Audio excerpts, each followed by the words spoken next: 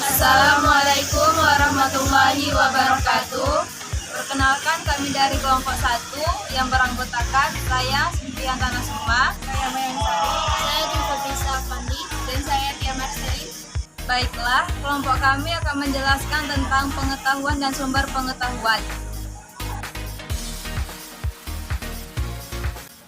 Baiklah, di sini saya akan menjelaskan mengenai pengetahuan dan sumber pengetahuan. Pengetahuan adalah fakta, kebenaran, atau informasi yang diperoleh melalui pengalaman atau pembelajaran yang disebut posteriori, atau melalui introspeksi disebut priori. Pengetahuan adalah informasi yang diketahui atau disadari oleh seseorang. Dalam pengertian lain, pengetahuan adalah berbagai gejala yang ditemui dan diperoleh manusia melalui pengamatan akal.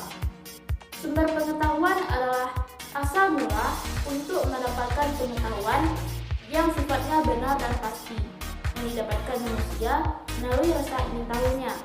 Berikut merupakan sumber-sumber pengetahuan. Yang pertama terdapat empirisme atau indera. Indera adalah alat ataupun sumber pengetahuan manusia untuk mengetahui objek-objek fisik dengan perataraannya.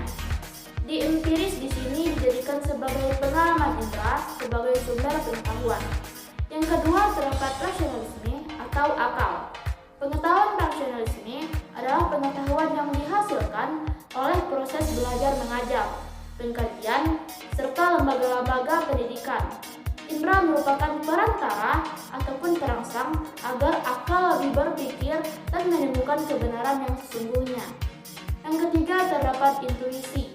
Menurut Kamus Besar Bahasa Indonesia atau disingkat dengan KBBI, intuisi adalah daya atau kemampuan untuk mengetahui atau memahami sesuatu tanpa dipikirkan atau dipelajari.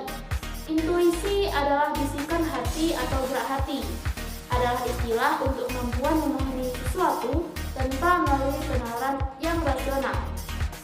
Yang keempat dan terakhir terdapat wahyu. Bisa dikatakan dengan sumber pengetahuan yang non-analitik karena tidak ada proses berpikir dari manusia tersebut. Wahyu merupakan sumber pengetahuan yang berasal dari Tuhan Yang Maha Kuasa. Demikianlah penjelasan mengenai pengetahuan dan sumber pengetahuan.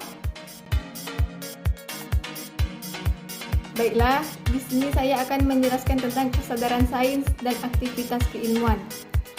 Kesadaran sains atau ilmu pengetahuan sangat penting saat ini. Di era globalisasi dan modernisasi, semakin canggihnya teknologi mengharuskan kita untuk sadar akan sains. Dengan adanya kesadaran sains dapat membantu kita mengetahui dari apa yang kita tidak tahu.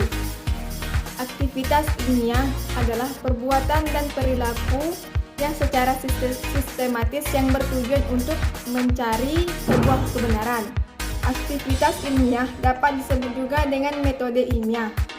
Metode ilmiah merupakan suatu cara seseorang untuk mendapatkan pengetahuan atau ilmu secara sistematis dan berurutan. Sekian dari saya. Filsafat sains. Filsafat ilmu adalah bagian dari filsafat yang menjawab beberapa pertanyaan mengenai hakikat ilmu. Filsafat ilmu memiliki cabang-cabang filsafat yang berkaitan dengan dasar, metode, asumsi, dan implikasi ilmu pengetahuan. Dan ilmu yang termasuk di dalamnya antara lain ilmu alam dan ilmu sosial. Seringkali muncul pertanyaan sentral dan studi ini menyangkut apa yang memenuhi syarat sebagai sains, keandalan teori-teori ilmiah dan tujuan akhir sains.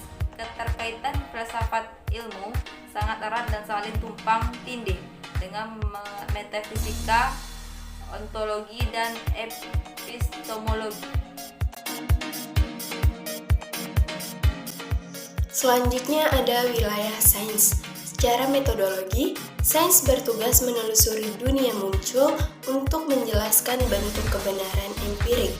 Sains membaca permukaan luar dari realitas, yaitu permukaan yang dapat difikirkan secara empirik. Setelah memori kita secara parsial mengumpulkan fakta empirik yang beragam, maka tugas selanjutnya ada pada akal pikiran yang bekerja mengabstraksikan secara empirik itu menjadi kumpulan konsep-konsep abstrak. Sehingga di sini kita dapat melihat adanya estafet ilmu pengetahuan dari pengetahuan yang bersifat empiris menuju kepada rumusan yang bersifat abstrak dan tentu saja tidak dapat terjadi dan manusia tidak memiliki akal. Sekian dari saya. Baiklah, itulah penjelasan dari kelompok kami. Jika ada kesalahan kata, mohon maaf. Wassalamualaikum warahmatullahi wabarakatuh.